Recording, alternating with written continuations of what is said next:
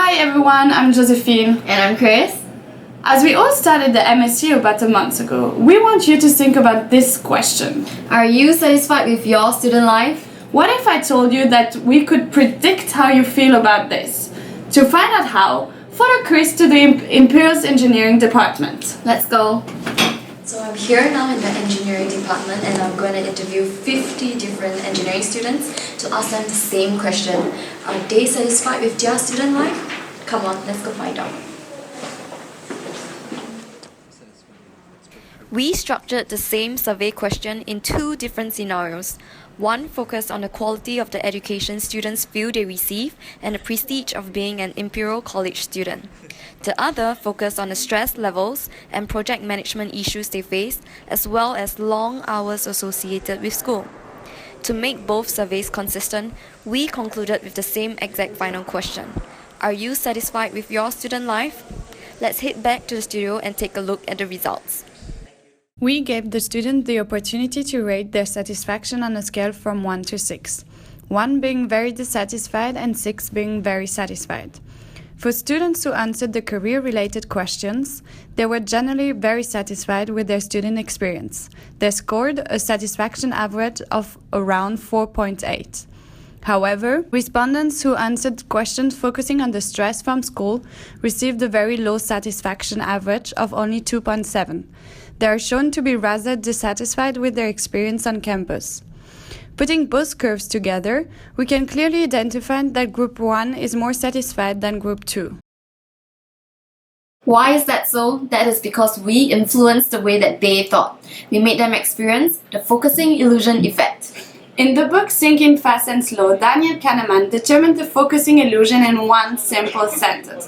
Nothing in life is as important as you think it is while you're thinking about it. Yeah, I really like that sentence. Yes. So in our experiment, focusing illusion occurred when students pay too much attention to just one aspect of an event. Exactly. So the first group concentrated on the positive aspect of the student life that we pointed out.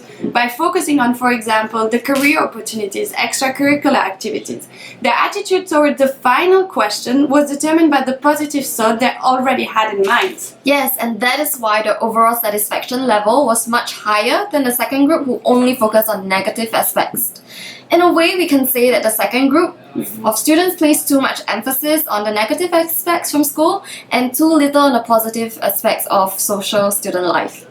So now we know that what we experience right before a particular event shapes the way we think about and evaluate our life and experiences. Good to know, but somehow irrelevant? Not really. Think about how many real-life problems this actually creates. For example, many companies want to measure their employee satisfaction, but how do most of them do it? They come up with a satisfaction survey, put the questions in an email, and send them all out shortly after the end of term on a Friday afternoon. The result may look like this. Employee Mark is late for a meeting. He just spilled hot coffee over his desk and he couldn't get the photocopy machine to work.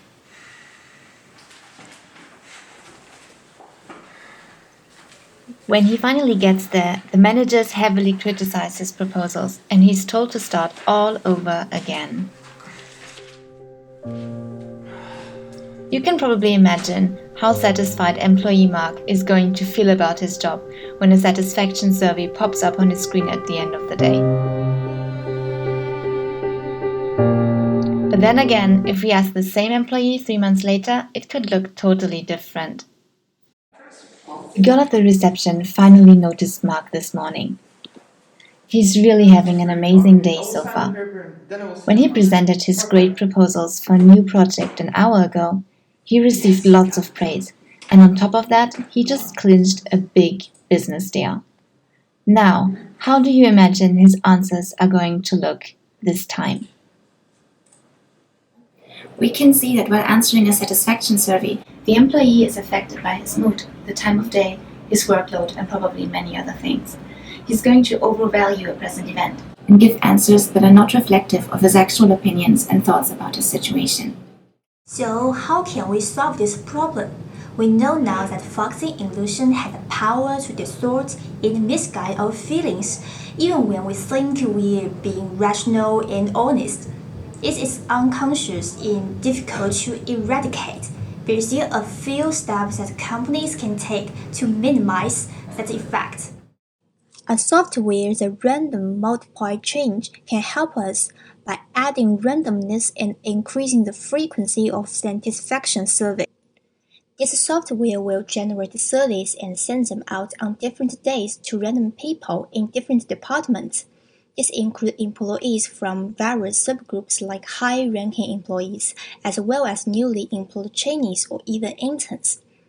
The firm can also increase the frequency of when the surveys are being conducted, for example, once every month. The objective is to collect consistent survey answers across a broad range of respondents and analyze these responses to create an average satisfaction result. In this way, the effects of focusing illusion can be overcome or at least reduced to a minimum.